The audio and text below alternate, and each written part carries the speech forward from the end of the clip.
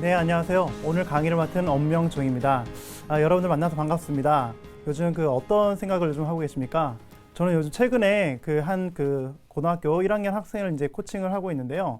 이 학생이 이제 최근에 저한테 이제 이런 얘기를 하는 것입니다. 선생님, 저희 형은 이제 대학을 나왔거든요. 그것도 좋은 대학을 나왔어요. 근데 보니까 취업이 쉽지 않은 것 같아요. 아니, 좋은 대학을 나오고 이게 취업도 좀 잘 될 것 같아 생각했는데 막상 부딪혀 보니까 형이 되게 면치 못하고 되게 좀 불안해하는 걸 느껴지더라고요. 선생님, 제가 진짜 그 대학을 졸업을 하고 취업을 이제 들어갈 때쯤 한 8년 정도 남은 것 같은데, 과연 제가 정말 좋은 직업도 얻고, 그리고 지금 이렇게 두려운 마음이 이제 두려운 마음이 이렇게 사라지지 않으면 어떻게 될까요? 이런 얘기를 하는 것입니다. 그 얘기를 들었을 때 참 이 친구가 참 많은 생각이 있구나라는 생각을 이제 하게 됐어요. 왜냐하면 이 친구는 실질적으로 학교 생활이나 그리고 가정 생활에서 보면은 그렇게 열심히 하지 않음에도 불구하고 미래에 대한 걱정이 있었다는 것이죠. 불확실한 시대입니다. 자, 이런 불확실한 시대에 그렇지만 답은 있습니다. 그 답을 우리가 이 시간 같이 한번 찾아보겠습니다. 그래서 오늘 강의를 듣고 학생 여러분들의 진로 선택에 많은 도움이 되었으면 좋겠습니다. 자, 그럼 TBS 기적의 TV 상담받고 대학 가자 불확실한 시대와 최고의 직업 지금 시작합니다.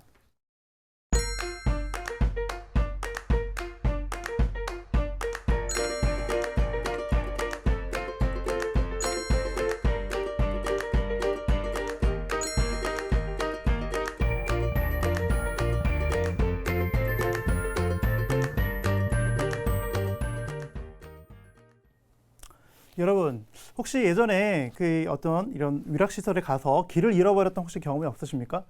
예, 엄마와 같이 함께 손을 잡고 갔는데 순간 손을 놓쳐서 어디로 가야지 몰라서 울고 있었던 혹시 그런 경험 없으세요? 분명히 그런 기억 있었죠. 그럴 때 우리는 어떻게 했습니까? 만약 울고 있었나요? 왜 울고 있죠? 바로 두렵기 때문에 우리는 울고 있었습니다. 하지만 그 상황에서 벗어나기 위해서 우리가 제일 먼저 해야 될 것은 무엇입니까? 그렇습니다. 바로 안내 표지판으로 가야 되죠. 안내 표지판으로 가서 무엇을 해야 되죠? 그렇습니다. 붉은 점을 찾아야 됩니다. 왜 찾아야 될까요? 지금 내가 현재 위치한 곳이 어디인지 알아야 되기 때문에 그렇습니다. 불확실한 시대일수록 우리가 나만의 붉은 점을 찾는다는 것은 곧 자기 이해로부터 시작을 합니다. 보통 우리가 이제 진로를 발견하는 데 있어서 가장 중요한 3단계가 있는데 첫 번째는요, 자기 이해라는 단계가 있습니다. 자기 이해? 어떻게 보면 되게 좀 어려운 말이죠. 자기가 자기를 이해한다는 건 쉽지가 않습니다. 이게 자기가 자기를 이해한다는 것은 자기 자신의 감정, 욕구, 생각들을 한 번쯤은 들여다보고 내 마음의 감정 상태가 어떻구나 이런 것을 깨달을 알 수 있는 그런 지침이라는 것이죠. 그 때문에 이런 자기 이해가 잘 되기 위한 몇 가지 소스들이 있습니다. 그 두 번째 소스는 또 뭐냐면 자기 이해 단계가 끝나면 보통 이 직업 세계 이해와 그 다음에 진학 세계에 대한 이해를 해야 됩니다. 이 진학 세계와 직업 세계에 대한 이해가 끝나면 그 다음 돼야 될 것이 바로 진로 목표를 세우고 나아가는 것인데 이 3단계까지에서 가장 먼저 중요한 건 뭐냐? 바로 자기 이해입니다. 자기 이해가 잘 되기 위해서 우리가 보통 해야 될 것은 뭐냐면 학교에서 보통 중학교 때 혹은 고등학교 1학년 때 많이 해보셨을 거예요. 보통 성격 검사, 그다음에 흥미 검사, 그다음에 강점 검사, 그다음에 직업 가치관. 자, 이런 검사를 한 번쯤은 하셨을 겁니다. 일단 하셨지만 그때 그 기분은 어땠습니까? 그렇습니다. 검사라는 것은 우리가 보통 1이라 했을 때 더 중요한 것은 이 해석입니다. 해석은 거의 300이라는 얘기가 있어요. 왜 그러냐? 보통 우리가 검사를 했던 그 자료를 가지고 누구에게 우리가 그 자료를 가지고 해석을 듣느냐가 상당히 중요합니다. 근데 이것이 왜 중요한가? 사람은 누구나 자신의 성격, 흥미, 강점, 지역, 가치관이 있어요. 이 모든 것들은 자기 내면에 있는 다양한 요소들 중에 하나입니다. 근데 이것을 이해하기 위해서 여러분들이 그동안 해왔던 것들은 다 이미 있는데 중요한 것은 이걸 가지고 뭐냐? 내가 과연 어떤 사람인가에 대해서 아이덴티티화 하는 것이 상당히 중요합니다. 무슨 얘기일까? 최근에 혹시 여러분들 이런 경우 있으세요?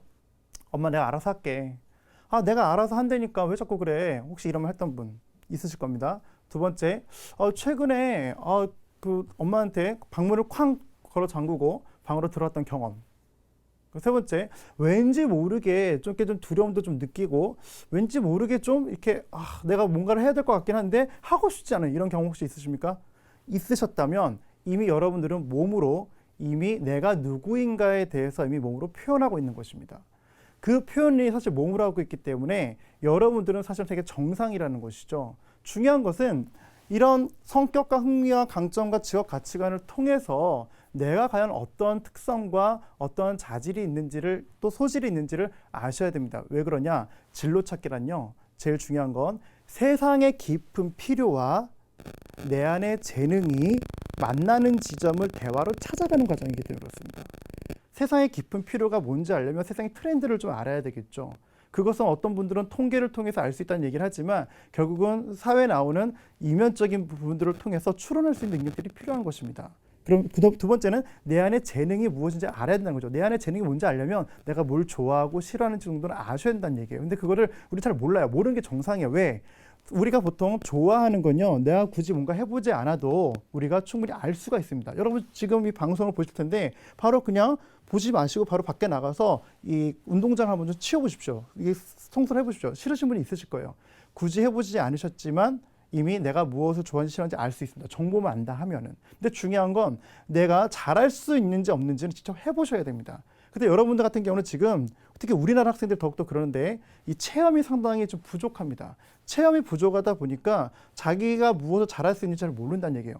자기가 잘할 수 있는 것을 우리는 보통 그것을 강점이라고 얘기하죠. 그래서 자기가 결국 직업은 사실은 자기가 가장 잘할 수 있는 걸 가지고 직업으로 삼으셔야 됩니다. 내가 좋아는 하는데 잘할 수 없다. 그것은 우리는 취미로 하셔야 되겠죠. 그렇다면 이 내가 잘할 수 있는 것을 발견하기 위해서 제일 첫 번째 알아야 할 게 뭐냐? 바로 개인의 재능. 이것을 알아야 되는데 그것은 그렇게 어렵지가 않습니다. 여러분들이 어떤 일을 꾸준히 했을 때 남들보다 배우는 속도가 좀 빠르다거나 그리고 아직 하기 전인데 그것에 대한 동경이 끊임없이 있어요. 세 번째는 거기에 대한 만족감까지 있다 하면은 우리는 그분의 재능이 있다고 얘기를 합니다. 중요한 것은 이 재능에 기술과 지식이 더해지게 되면 우리는 그것을 강점이라고 얘기하죠. 그래서 여러분들 학교 갈 때 이제 검사를 해보시면 다 뭐로 돼 있죠? 성격 검사, 흥미, 강점, 지역까지 모든 것이 전부 다 질문으로 돼 있어요.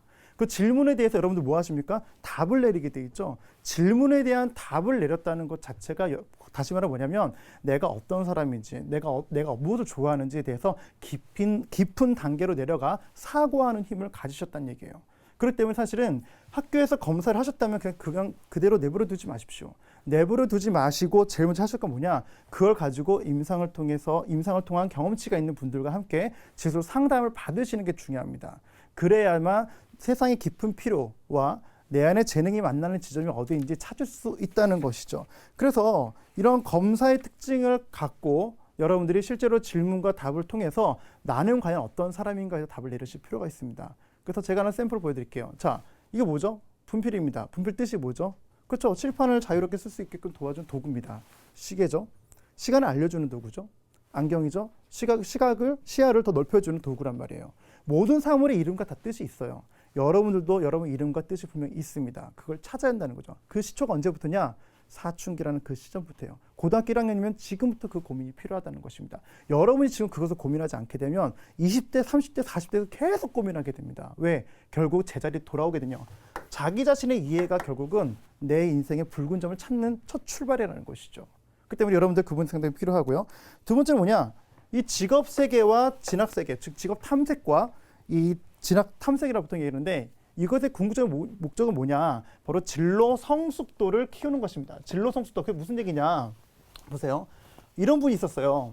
저희 선생님 회사에도 이제 직원이 있는데 이 친구를 이제 적성이라는 것들 보니까 가만 보니까 이 친구가 어문 계열의 일본어학과를 졸업을 했어요. 근데 이 친구한테 물어봤어요.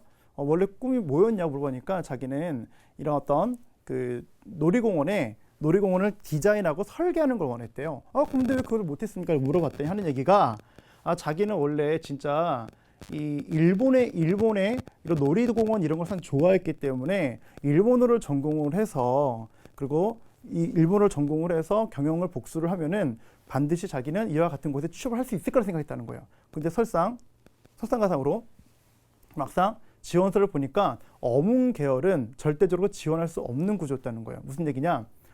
직업 달성 경로가 명확하지 않았다는 거예요. 왜 그랬을까요? 이것은 진로 성숙도가 낮은 거예요. 진로 성숙도가 낮은 건 뭐냐? 진로 성숙도는 첫 번째는 자기 정체성을 이루고 있고요. 자기 정체성 뭐죠? 내가 무엇을 좋아하고 싫어하고 내가 무엇을 강점이 있는지 등에 대한 자기의 아이덴티티와 이거 되게 중요한 거죠. 그 다음에 직업 정보입니다. 직업 정보. 그 직업에 대한 정보를 막연하게 알고 있는 사람들이 되게 많이 있습니다. 세 번째 뭐냐면 개연성이에요. 개연성 뭐냐? 자기가 몰랐던 부분에 대해서 알았을 때 쉽게 그것을 바꿀 수 있는 자기 안에 그 열린 마음이라는 것이죠. 한 친구가 있어요. 이 친구는 자기가 이 호텔 파티시가 되고 싶다고 그랬어요. 근데 실질적으로 가서 파티시를 만나 보니까 그 일이 너무 힘들고 어렵다는 사실을 드니까 알게 된 거죠. 직업에 대한 정보를 나중에 알고 난 뒤로는 자기의 그 목표를 바꾸기 시작합니다. 개연성 있는 친구죠. 이게 되게 중요합니다.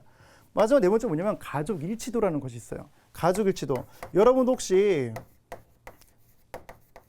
진학을 앞두고 있는데 전공 선택과 관련해가지고 부모님과 혹시 갈등 구조 혹시 있지 않습니까? 만약에 그렇다면 여러분들은 가족 일치도가 낮은 것입니다. 가족 의견 일치도가 낮다 보니까 어떻게 해요? 자기 혼란이 더 생기기 시작하죠. 그렇게 되면 결국은 내가 이 직업을 달성하기 위한 그 경로의 상당히 위태위태한 불안감을 느낄 수밖에 없는 것이죠. 그러니까 오히려 더 세상이 더 불안불안하게 보인다는 것이죠. 그렇기 때문에 근본적으로 진로 탐색을 할 때 또 직업 탐색과 그 진학 세계를 탐색할 때는 자기 정체성을 기반으로 해서 이 모든 것들을 탐색하는 것이 상당히 필요합니다. 그렇다면 이건 어떤 것들이 있을까요? 네, 그렇습니다.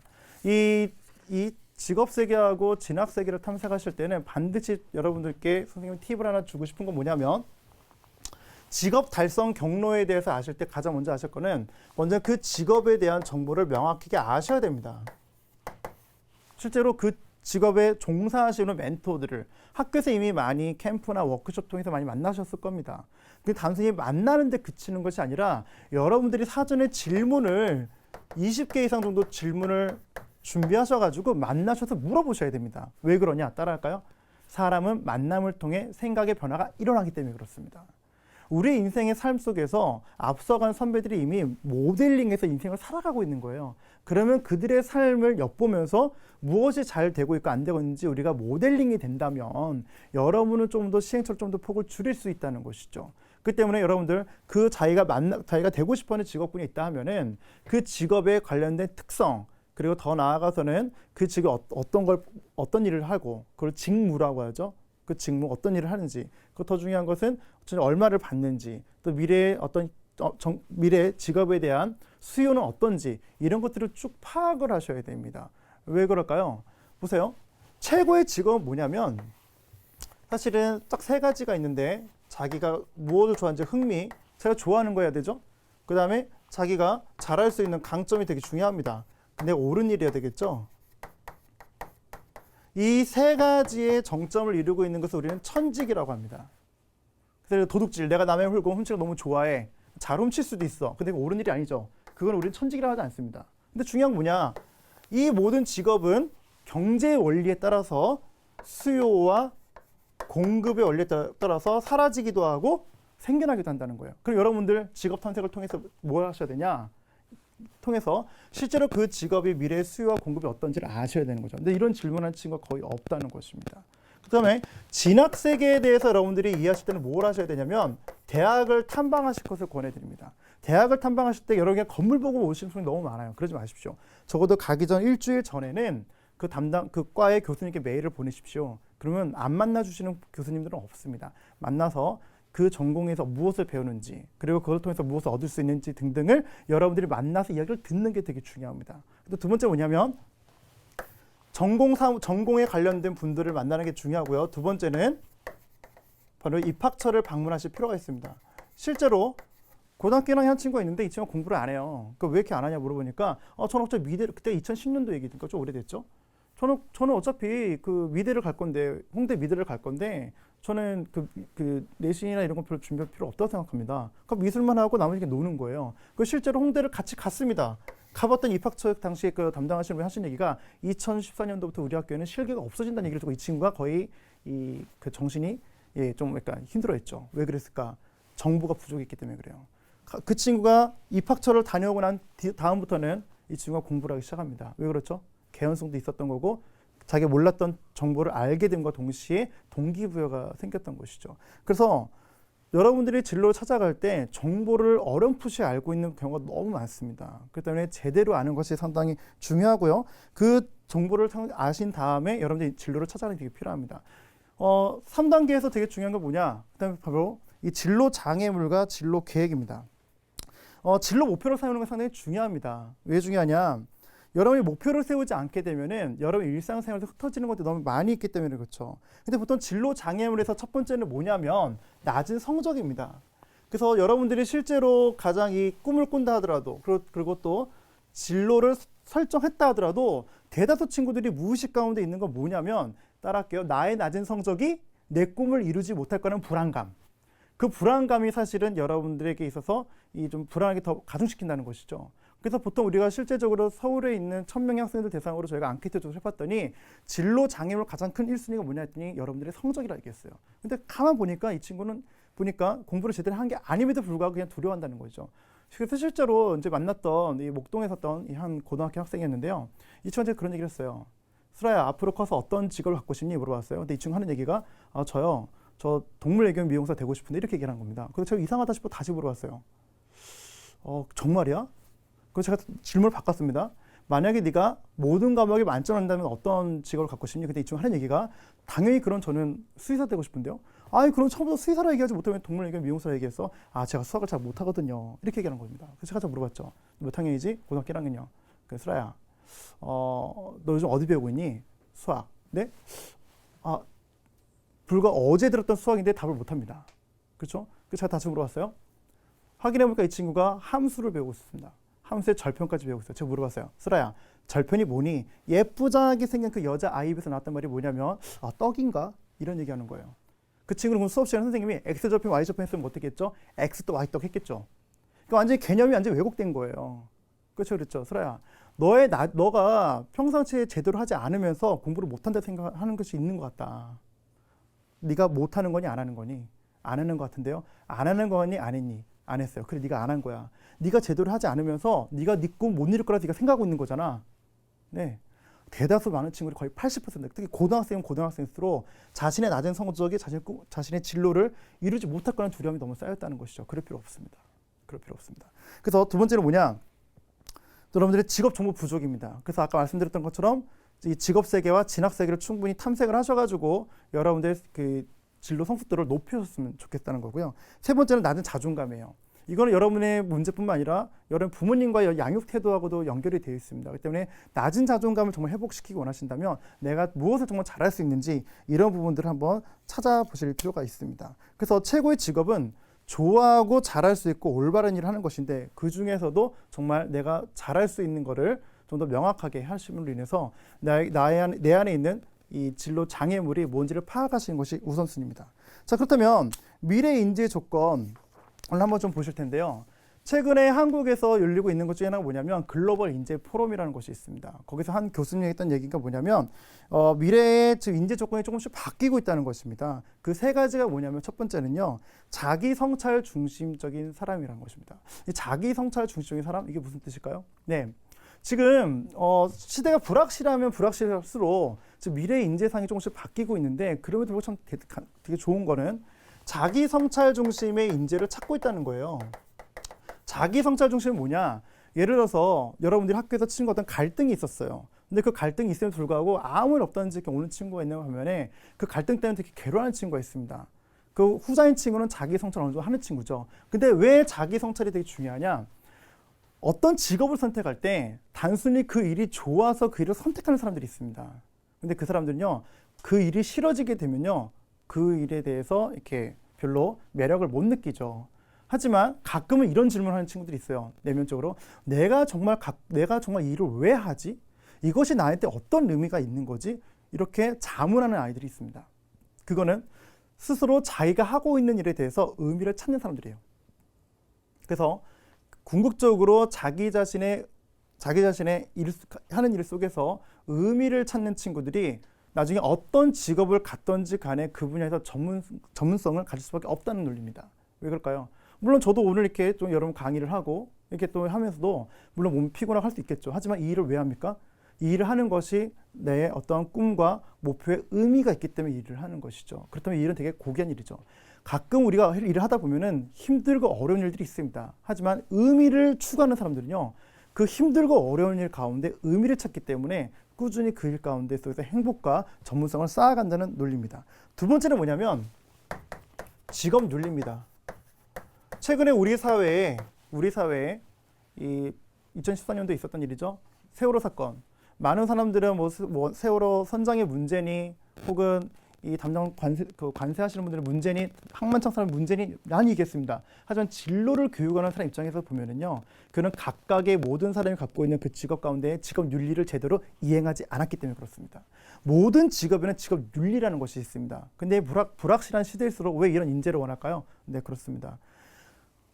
만약에 선생님 회사에 어떤 직원이 윤리적으로 깨끗한 직원이 있다면 이것은 궁극적으로 회사의 자산이 될 수 있겠죠. 모든 기업은 기업의 윤리라는 것이 있습니다. 근데 그 기업의 윤리가 좋으면 좋을수록 그것은 기업의 또 다른 보이지 않는 또 하나의 자산이 될 수 있다는 것이죠. 그렇기 때문에 윤리적으로 깨끗하고 다시 말하면 인성과 윤리가 같이 있는 사람들을 전문적으로 더 찾기를 원한다는 것입니다. 그래서 지금 미래 인재 조건 세 가지 중에서 이 두 번째는 앞으로 더욱더 강화가 될 거고요. 특히 이 대기업이나 외국 기업에서도 이런 인성 검사가 지속적으로 지금 진행되는 걸 보면은 아무래도 이런 부분에서 좀 더 많은 인재들을 찾고 있다는 것을 반증하고 있다는 증거죠. 세 번째는 뭐냐? 소통과 협동입니다. 여러분들 소통과 협동을 하는 건 뭐냐?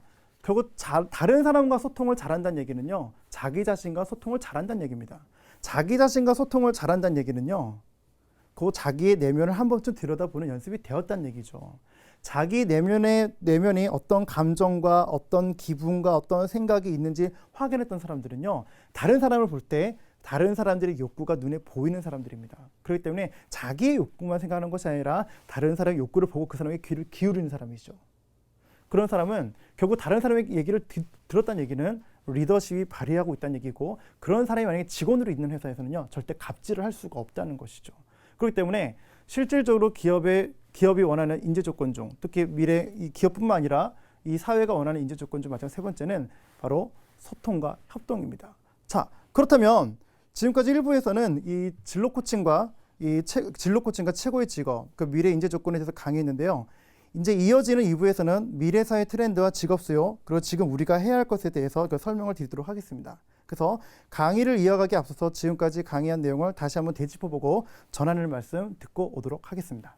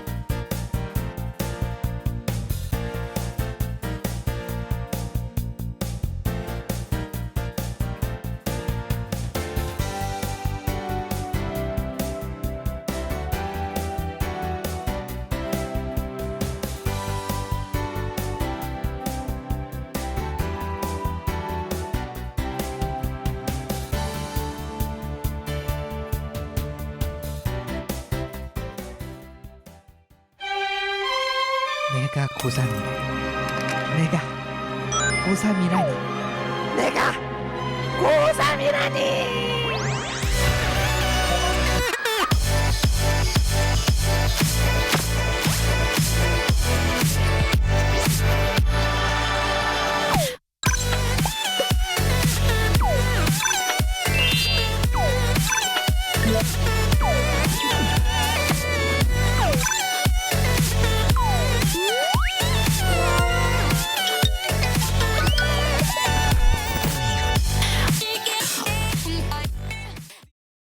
네, 앞서서 1부와 2부에서 여러 자기 이해 관련된 부분들, 그리고 미래 인재 조건 같이 얘기를 했습니다. 그걸 통해서 최고의 직업이 과연 무엇인가에 대해서 정리를 했는데, 여러분들 이제 앞 시간에 결국 이제 점점 진로 교육에서 보면은 이것은 결국은 이제 자기 이해 파트라 해서 미래 인재상과 자기 이해 파트가 어떻게 연결되는지 좀 살펴봤는데요.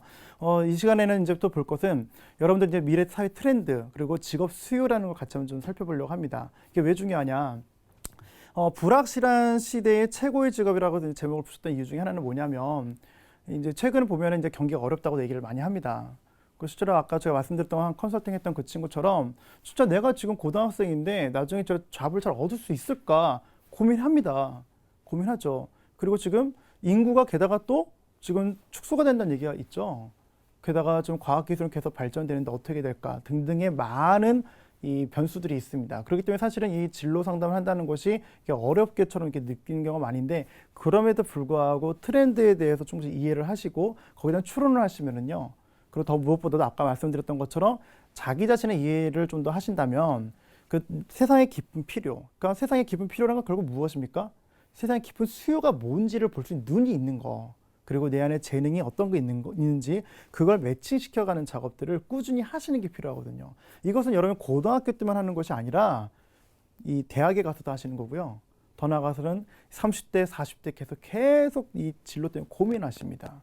그리고 지금 최근에는 50대 되신 분들도 이 취업 때문에 되게 고민 많이 하시죠. 근데 그것은 이제 우리 일상생활 속에서 뗄래야 뗄 수 없는 하나의 고민이 될 수밖에 없습니다. 하지만 그럼에도 불구하고 이 미래사회에 대한 트렌드는 볼 수 있는 눈을 좀 더 키워놓으신다면은 아무래도 시행착오를 좀 더 줄이시는데 좀 더 여유가 있으지 않을까 이런 생각을 해보게 됩니다.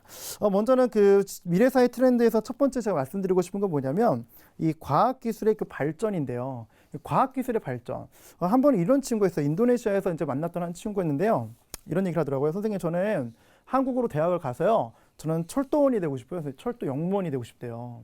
그때 당시가 꽤 오래전 얘기지만 그때 당시 이미 우리나라 신문 기사에서는 이 철도 영무원들이 수가 줄어들고 있는 상황이었습니다. 그래서 그 친구가 사실은 원했던 것들은 사실은 이제 기계에 의해서 대체될 수밖에 없는 그런 직종 중에 하나였죠. 그러니까 잘 모르니까 이제 그걸 꿈꾸고 있죠. 사실은 이제 이런 것 좀 안다면은 거기 그 직업 옆에 또 다른 직업들을 찾아볼 수 있는 그런 용기까지 생기는데 그 당시 그런 정보가 없다 보니 이제 어려운 것이죠. 그래서 먼저는 이 과학기술의 발전에 따라서 세계의 많은 석학이라든지 그리고 많은 교수님들 했던 얘기 중에 첫 번째는 뭐냐면요. 소프트웨어의 개발입니다. 이건 넷스케이프 창업자가 했던 얘기입니다. 지금 여러분 잘 알고 계신 IoT 아실 겁니다. 뭐죠? 인터넷 오브 띵즈라 해가지고 모든 사물에 인터넷이 들어가 있는 것이죠. 모든 사물에 인터넷이 들어가 있다는 얘기는 뭐냐면 생활의 편리가 아주 급속도로 찾아온다는 얘기입니다. 과거에는 저 지금 집에서 이제 나왔는데 저 보일러를 안 끄고 나왔어요. 그럼 제가 어떻게 됩니까? 차 타고 나왔으면 다시 차를 돌려서 예전에 갔었어야 돼요. 이제 앞으로 2025년을 기준으로 놓고 본다 했을 때 물론 지금도 어느 곳에서는 그렇게 이미 이루어진 곳도 있습니다. 제가 스마트폰 하나로 제가 조정만 하면은 집에 있는 보일러를 다 끄고 끌 수 있다는 것이죠. 컨트롤이 가능하다는 얘기예요. 근데 모든 것이 다 핸드폰 안에서 다 이루어질 수 있다는 시대가 온다는 거죠. 그렇지만 2025년이 지나서 2045년이 되면 어떻게 될까? 그때는 더욱더 그때는 핸드폰이 아니라 아마 그때는 이런 얘기를 할지도 몰라요.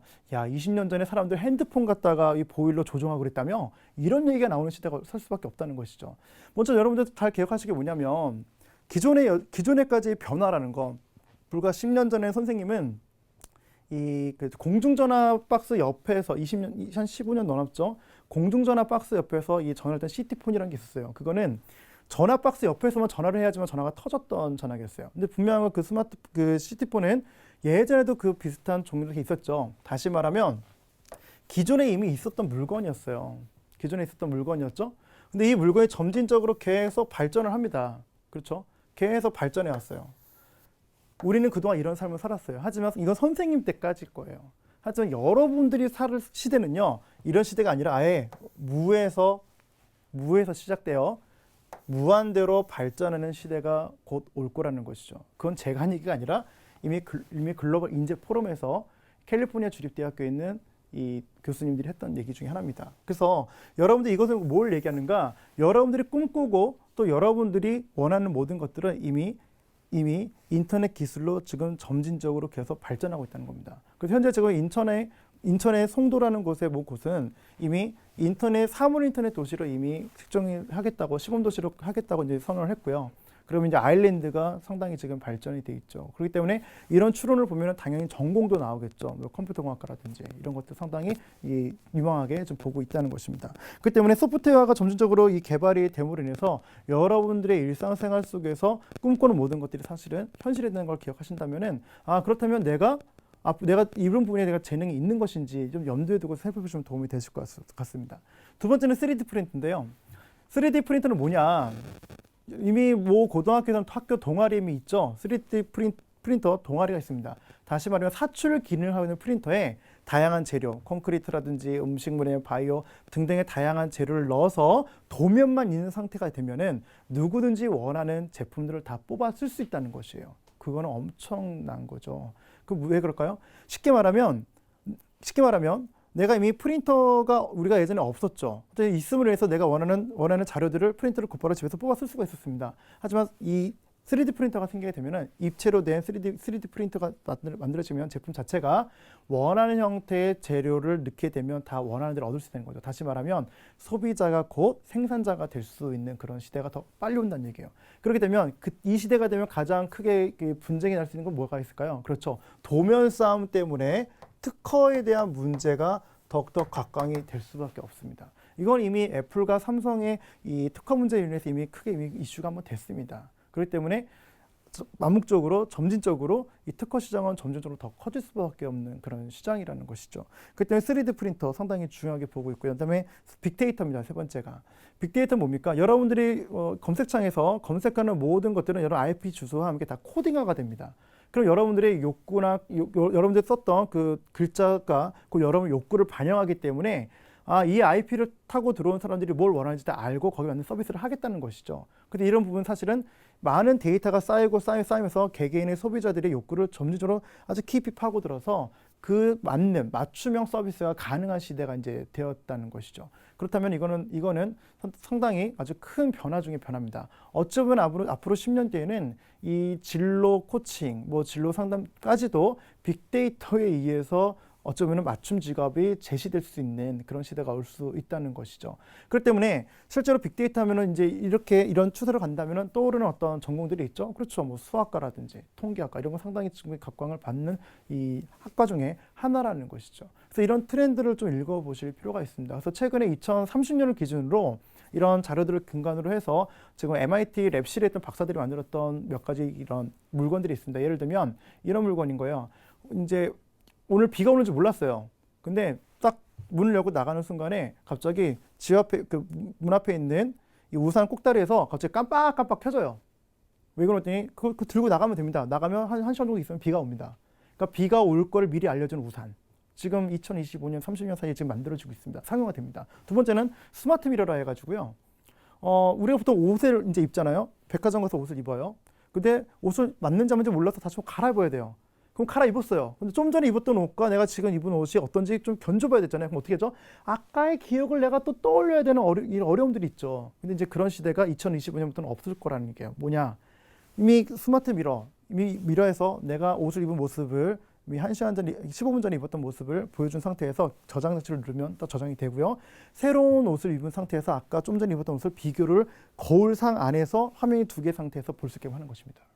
2025년에서 2030년이 만들어진다는 얘기예요. 그러면 세 번째 뭐냐면 인텔리전스 캘랩 해가지고 지능형 약통이에요. 이게 지금 존스 홉킨스에서도 지금 약통을 개발이 지금 MIT와 같이 협력을 해가지고 상용화 시킬 거라 얘기하는데 무슨 얘기냐? 이제 환자가 보통 의사 선생님들이 환자를 받을 때 이 환자가 오기 전에 어떤 약을 먹었는지 얼마나 약을 먹었는지 잘 모른단 말이에요. 그냥 단순히 대면해서 이 질문을 통해 가지고 현재 상황을 파악할 수 있죠. 이제 그런 시대가 아니라 보다 더 그걸 전문화해서 체결시킨다. 무슨 얘기냐? 병원에서 이제 의사가 처방을 합니다. 약통을 줍니다. 근데 이 환자가 이 약을 먹어야 될 시간을 잘 기억을 못 해요. 근데 그 약통에 꼭다리는 불빛이 깜빡깜빡 시간만 되면 알람을 줍니다. 그럼 그 약을 먹어요. 먹음과 동시에 그 병원에 있는 차트에 그대로 기록이 되는 거예요. 그러면 어떻게 되죠? 한 일주일 뒤에 실제로 의사 선생님 만나러 가면은 의사 선생님 그 차트에서 이 사람이 몇 월 며칠에 약을 먹었구나 다 기록이 되는 겁니다. 상당히 데이터 중심과 인터넷과 모든 것들이 다 하느라 융합이 되는 것이죠. 그렇기 때문에 실제로 이런 모든 것들이 지금 계속 발전이 되고 있다는 것을 여러분께 좀 알려드리고 싶고요. 네 번째는 드론. 지금 드론 요즘 뭐 마찬가지로 미국에 있는 뭐 유통 아마존이라는 그런 업체가 이미 드론으로 갖다가 이 물류를 유통을 하겠다 얘기 좀 나오고 있지 않습니까?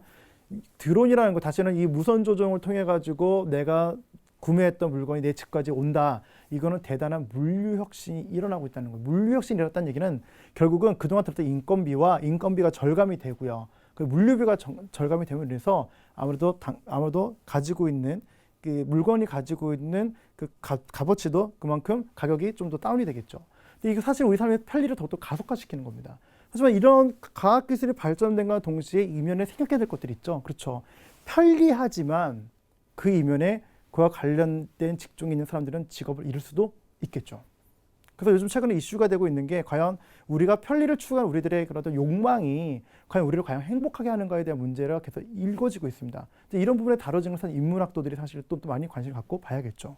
그래서 2025년을 기준으로 되게 활성화가 되고 있는데 이런 부분에서도 정말 내가 원하는 직업이 과학기술에 의해서 대체가 되면 어떻게 될까 이거 염두에 두셔야 돼요. 그래서 최근에 따라서 이 문과를 갈까 이과를 갈까 고민하는 친구가 너무 많습니다. 처음에 또 없어지기도 하죠. 하지만 그거 갖고 고민할 것이 아니라 여러분 잘 기억하셔야 할 게 유망한 직업은 없습니다. 불과 15년 전에 건축학과 인기 상당히 좋았는데 최근에 인기 시들시들합니다. 수학과, 뭐 생물학과, 물리학 훨씬 더 인기 많죠. 모든 직업은요 15년 주기로 유행을 탑니다. 그럼에도 불구하고 유망한 건 있죠. 그렇기 때문에 여러분이 어떤 보수와 그리고 어떤 여러분의 근무 여건에 따른 직업을 선택을 하지 마시고 지금 여러분 10대라는 지금 너무 좋은 게 여러분이 정말 좋아하는 것을 잘할 수 있도록 만들기 위한 시간으로 삼으셔야 됩니다. 그랬을 때 여러분의 값어치가 더욱더 행복한 삶과 더불어서 여러분의 돈과 명예와 관련 자연스레 다 따라오게 돼 있어요. 실례로 김연아 선수가 이제 18년 전이죠. 20년 전이죠. 그 시절 때 피겨스케이터가 15년 뒤에는 아마 유망할 거라고 생각하고 탔을까요? 아니에요. 그렇게 타지 않았어요. 자기가 정말 좋아했고요. 중학교 때 그거 그만두고 싶었죠. 그래도 불구하고 자기 마음속 깊은 곳에서 스케이트가 날 불렀다고 해서 그걸 다시 탔잖아요. 그래서 어떤 직업을 갖든지 간에 힘들고 어려운 거 있습니다. 하지만 근간은 자기가 정말 좋아하고 잘하는 거에 집중할 시기가 되게 중요하고 그 시기가 지금이라는 거. 그 지금 이 시간에 하지 않으면 여러분이 대학교 가서도 계속 방황해서 계속 돌고 도는 삶을 살 수밖에 없다는 것 어떻게 말씀드리고 싶습니다. 두 번째 트렌드는 인구 절벽 시대인데요. 인구 절벽 시대는 의미는 뭐냐? 생산 노동 인구라는 게 있어요. 그러니까 우리나라에 노동을 통해서 생산력을 높이는 인구 집단이 있어요. 그게 정식적으로 보면 40세에서 45세, 48세를 두고 기준을 합니다. 하지만 최근 우리나라에 2018년 정도가 되면 우리나라가 이제 실제 그동안 일해 오셨던 베이비 부모라고 하죠. 이제 그 50년대에서 60년대이신 그분들이 완전히 은퇴를 하세요. 완전히 생산이 가능한 노동 인구가 다 은퇴를 했다는 얘기는 뭐냐면 결국은 소비 활동이 위축된다는 얘기예요. 소비 활동이 위축된다는 얘기는 경제가 잘 이렇게 돌아가기 어렵다는 얘기죠. 그래서 인구 절벽 시대에는 결국은 노동 생산 인구가 감소함과 동시에 소비 경제 활동의 지수가 감소된다는 시점이라는 것입니다.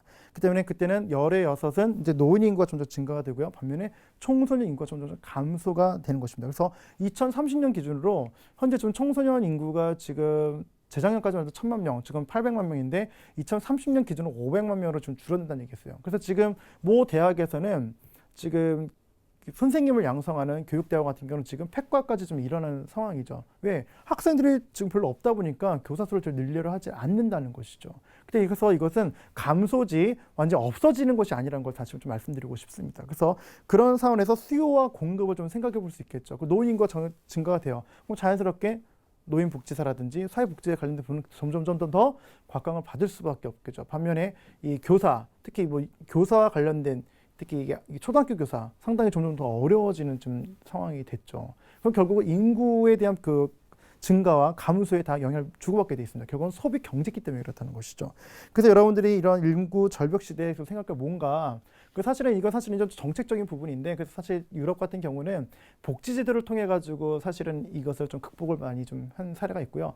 미국 같은 경우는 이민 정책을 적극적으로 받아들여 가지고 바꿨습니다. 그래서 외국 학자들이 보는 우리나라의 이런 인구 절벽 시대에 해야 될 건 뭐냐라고 했을 때 대도사나니가 이민 정책을 빨리 개선해야 되는 얘기를 좀 하고 있다는 것이죠. 그래서 그런 부분 본다 하면은 전반적으로 정책에 관련된 수요도 점점 늘어날 수밖에 없다. 이런 것까지 같이 좀 말씀드리고 싶습니다. 그 세 번째는 남북 통일입니다. 대한민국만 지금 되게 좀 겪고 있는 문제 중에 하나라고 할 수 있겠죠. 최근에 요즘 뭐 방송도 얘기 나오고 있고 여러 가지 얘기있지만 통일이 좀 더 빨라질 수 있다는 얘기가 나오는 분들이 상당히 많이 있습니다. 그리고 이미 고위 공무원들도 한 얘기 있지 않습니까? 뭐 통일은 대박이다 이렇게 얘기를 했는데, 왜 그러냐면 결국은 이 남북한이 통일이 되면요, 궁극적으로 가장 크게 전 세계 모든 투자자들은 이 우리나라로 다 몰리게 되어 있습니다. 이 한반도로. 그래서 잘 알고 있는 조지 소로스 같은 경우는 중국이나 인도를 투자하는 차라리 북한에 투자하겠다는 얘기가 나올 정도로 지금 각광을 좀 받고 있어요. 그렇다면 통일이 된다 하면 뭐가 문제가 될까요? 통일이 된다 했을 때 물리적인 통일이 됐지만 가장 필요한 수요는요, 결국은 평생교육입니다. 물리적인 통일이 됐지만 정신적인 통일이 되지 않는 것이죠. 그렇기 때문에 계속 서로 교육을 통해 가지고, 왜냐 거의 40~50년 가까이 떨어져서 문화가 달라요. 그걸 다시 회복하고 하나로 가기까지는 많은 교육이 뒷받침되겠죠. 그래서 이것은 제가 한 얘기가 아니라 이미 외국의 컨설턴트라든지 교수님들이 하고 있는 얘기 중에 하나라는 거죠. 두 번째는 뭐냐, 여행업의 증가라는 거죠. 남한에 사는 사람들은 다 북한을 가고 싶어 할 거고요. 북한에 있는 사람들은 마찬가지로 남한에 오고 싶어 합니다. 그렇기 때문에 아주 이 자유왕래를 통해서 여행업은 상당히 큰 부가가치가 있을 거란 얘기를 지금 현재 하고 있겠죠. 그러면 학과로 보게 되면 뭐가 있죠? 교육학과라든지 그리고 관광, 호텔 경영 이런 건 상당히 좀 계속 각광을 받게 되겠죠. 그 때문에 이 남북 통일에 대한 이런 부분에 대해서 여러분들 좀 다시 한번 좀 염두를 해보실 필요가 있겠고요. 한번 좀 고민할 필요가 있어요. 그래서 내 때 무슨 통일이 되겠어 이거 아니고 한번 좀 생각해 볼 것을 말씀을 드리고 싶습니다. 자, 그렇다면 우리가 지금 이제 우리가 해야 될 게 뭘까? 우리 이거 좀 생각해 볼 필요가 있습니다. 우리가 뭘 도대체 해야 될까요? 먼저는 여러분들 아까 말씀드린 3단계가 있었습니다. 자기의, 그렇죠? 자기의 단계에서 최고의 직업은 결국은 좋아하고 잘할 수 있고 그다음에 옳은 일을 하는 것이죠. 그 세 가지를 이루고 있는 그 중심점은 결국은 천직이라는 것입니다. 그 천직은 결국은 시장의 원리에 따라 수요와 공급의 원리에 따라서 사라지기도 하고 생겨나기도 하는데, 분명히 기억할 건 뭐냐면, 여기서 여러분들 기억할 건 뭐냐면, 이 자기 이해를 통해서 결국은 직업 탐색 그리고 진학 세계를 하셔야 된다는 것이에요. 그래서 여러분들이 지금 우리가 해야 될 것 중에 제일 첫 번째는 자기 이해 지수를 충실히 높이는 것입니다. 그 자기 이해 지수를 충실히 높이기 위해서 할 건 뭐냐? 여러분들 혹시 초등학교 때 일기 쓰셨죠? 일기 쓰시다 보시면 뭐 다양하게 쓰셨지만, 저는 고등학생이면 고등학생일수록 저는 일기를 더욱더 쓰실 것을 권해드리겠습니다. 왜 그러냐면, 여러분 단순히 불확실한 시대에서 여러분들 최고의 직업이 뭘까를 찾는 것도 중요하지만, 더 중요한 건 여러분 인생에서 방향을 제대로 설정하시는 게 되게 중요합니다.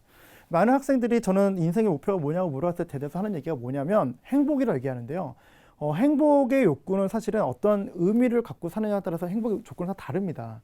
하지만 분명한 거는 삶의 목표를 행복에 두기보다는 성장에 좀 목표를 두실 것을 권해드립니다. 성장.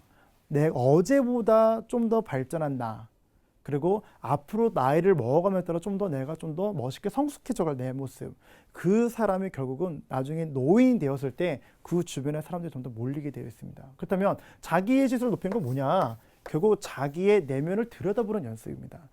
자, 어른이 되는 건 무엇입니까? 어른이 된다는 건요, 나이를 먹어감에 따라서 자기 안의 욕구, 감정, 생각을 잘 정리해서 표현하는 사람들이에요. 나이가 40이 됐는데 화내지 말아야 할 곳에 화를 내는 사람들, 어른이라고 하지 않죠. 성숙하다고 하지 않습니다. 돈은 많이 가질지 모르겠지만 행복한 것이 아니죠.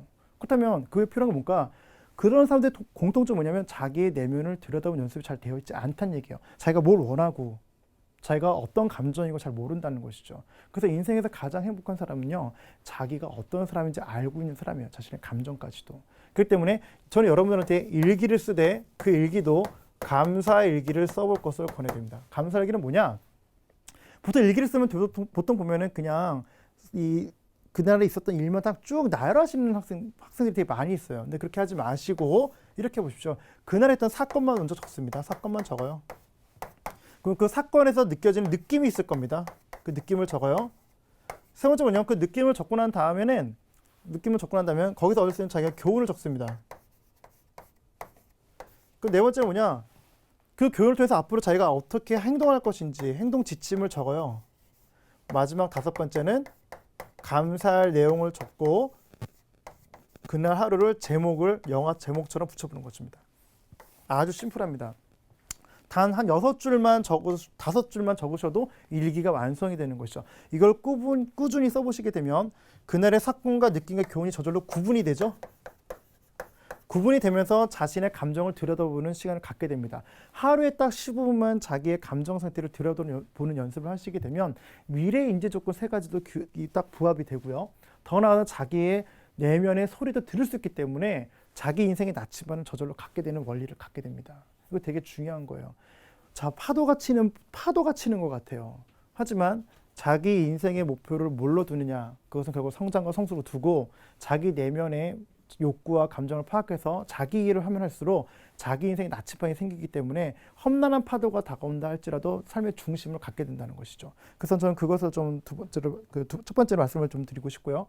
그렇기 때문에 목표보다는 과정에 좀 충실을 하셨으면 좋겠습니다. 그래서 여러분이 최선을 다했을 때 결과를 하늘에 맡기면 결국은 거기에 따른 것은 다 이루어지게 되었다는 것을 좀 아셨으면 좋겠습니다. 그 두 번째는 그 신문 기사를 보고 각 영역에서 삶의 질을 높일 수 있는 방법 무엇인지 생각해 보는 거죠. 이게 무슨 얘기냐? 다 쉽게 말하면 여러분들 보면 앞으로 내가 어느 파트에서 내 인생을 좀 더 의미 있게 살까를 고민하신다면 신문 기사를 보시는데 하루 이것저것 보지 마시고 정치, 경제, 사회, 과학, 기술, 의료, 교육 등등 모든 분야를 다 조망해서 한번 보십시오. 기사를 한번 쭉 읽다 보면요, 나도 모르게 마음이 동하는 기사들이 있어요. 나도 모르게 내 마음이 약간 좀 아프고 왠지 좀 끌린 게 있다. 그거는 여러분들이 그것은 인생을 살아가면서 한 번쯤은 영향을 미쳐야 될 분야입니다. 그것을 보통 하늘이 내게 준 천직이라고 보통 얘기를 하죠. 천직의 분야를 찾는 거예요. 그래서 여러분 10대 때 찾던 그 분야는요, 나이를 먹으면 먹을수록 여러분 절대 잊혀지지 않습니다. 그렇기 때문에 신문 기사를 보면서 여러분 각 영역에서 삶의 질을 높일 수 있는 방법이 뭔지를 찾아보시는 거예요. 그래서 저 같은 경우는 교육 파트를 볼 때마다 마음이 아픈 부분이 있죠.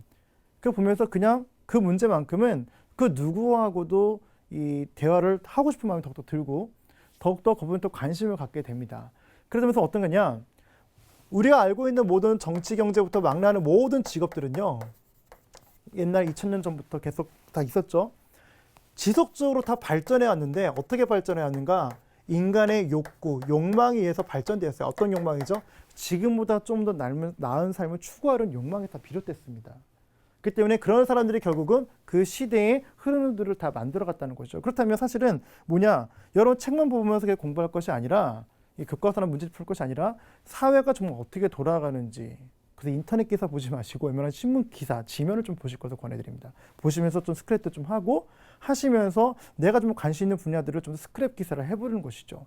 그로 인해서 정말 내가 이 파트에서 앞으로 어떻게 살고 싶어 하는지 그걸 생각하셔야 돼요. 그래서 앞으로 내가 무엇을 할까 보다는 더 중요한 내가 무엇을 원하는지를 고민하시고 그 가운데 내가 어떤 사람이 되고 싶은지를 고민하실 때 우리는 불확실한 시대에 최고의 직업을 얻을 수가 있습니다. 세 번째는 뭐냐? 자신만의 강점을 키우기 위한 플랜을 세우셔야 한다는 것입니다. 자신만의 강점을 키우기 위한 플랜은 뭐냐? 자신만의 강점. 많은 친구들이 너 뭘 잘하냐고 물어보면요, 몰라요라는 친구 상당히 많이 있습니다. 이거 제가 실제로 저희가 1000명 되는 고등학생 대상으로 저희가 앙케이트 조사를 한번 해봤는데요. 참 재밌는 게 자신이 잘하는 것과 잘 못하는 걸 써보라고 했거든요. 근데 못하는 건 한 50개를 썼는데 잘하는 건 한 2-3개밖에 못 써요. 그 왜 그럴까요? 물론 부모님의 영향도 있겠죠. 부모님의 영향도 있고, 부모님으로부터 계속 지적받았거나 네가 할 줄 아는 게 뭐냐 이런 얘기 들으면 들을수록 자기가 고민하지 않으로 인해서 자기가 뭘 잘하는지 모르는 경우가 많이 있습니다. 하지만 여러분이 내가 무엇을 잘할 수 있는지를 고민하시게 되면요, 그 강점이 결국은 여러분의 낮은 자존감을 업시켜줍니다. 이건 되게 중요한 겁니다. 내가 무엇을 잘하는지 못하는지 알기 위해서는 여러분 계획을 좀 세우실 필요가 있는데, 여러 학교 안에서 다양한 체험학습 활동들을 상당히 많이 하실 겁니다. 일단 그것 적극적으로 참여하십시오. 중요한 건 그것을 체험하시고 난 다음에는요. 그것을 내가 어떻게 인식을 하고 있는지 일기를 쓰십시오. 그런데 그것을 가지고 기사를 보면서 자기 안에 지식으로 삼으시는 겁니다. 그러면 여러분의 삶 속에서 체인지를 경험하셨다면 여러분 사고와 삶의 풍요가 체인지를 얻으실 겁니다. 즉 변화가 일어난다는 얘기예요.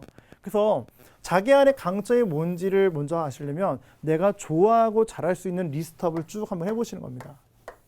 방학이잖아요. 그러면 여러분 영수에만 매달리지 마시고 한 번쯤은 쭉 정리하셔서 자기가 목표를 세우고 했던 것들을 체크하십시오. 하시다 보면서 느꼈던 것들을 기록하시면은요, 거기서 얻을 수 있는 이 관점이 생깁니다. 그 관점이 여러분의 이 불확실한 시대에 여러분 최고의 직업을 얻을 수 있는 지름길입니다. 근데 대다수 학생들이 이걸 잘 하지가 않죠. 왜 하지 않죠? 근데 자기를 알아가는 것 자체가 고통이기 때문에 그렇습니다. 그래서 대다수 많은 학생들이 깊이 사고하는 능력이 떨어진다고 보통 얘기를 많이 하는데 그것은 진로에서도 마찬가지예요. 그래서 내가 좀 어떤 사람인지, 내가 뭘 좋아하지, 트렌드, 결국 다 뭡니까? 결국은 고민해야 되는 겁니다. 그래서 제가 알고 있는 어떤 모분은 이런 얘기를 하셨습니다. 여러분 나이대 인생에서 가장 큰 고생이라는 고생은요, 여러분 자기 자신을 알아가는 고생입니다. 그 고생을 빨리 하면 할수록 여러분은 그만큼 20대, 30대를 좀 더 편하게 살 수 있다는 것이죠. 따라서 지금까지 불확실한 시대와 최고의 직업에 대해서 강의를 해드렸는데 강의 마무리하기 앞서서 지금까지 강의한 내용 다시 한번 좀 되짚어 보도록 하겠습니다.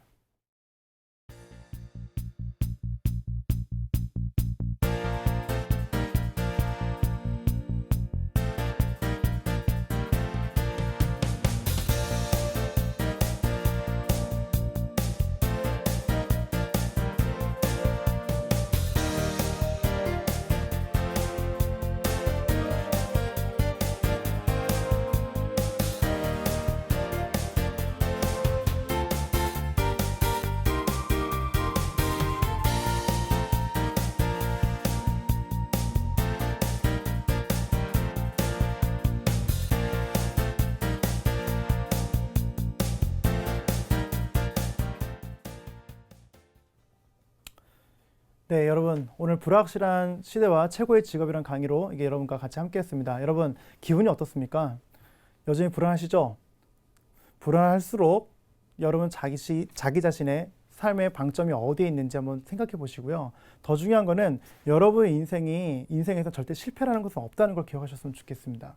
여러분의 인생에 대한 실패는 여러분이 선택하는 것이 아닙니다.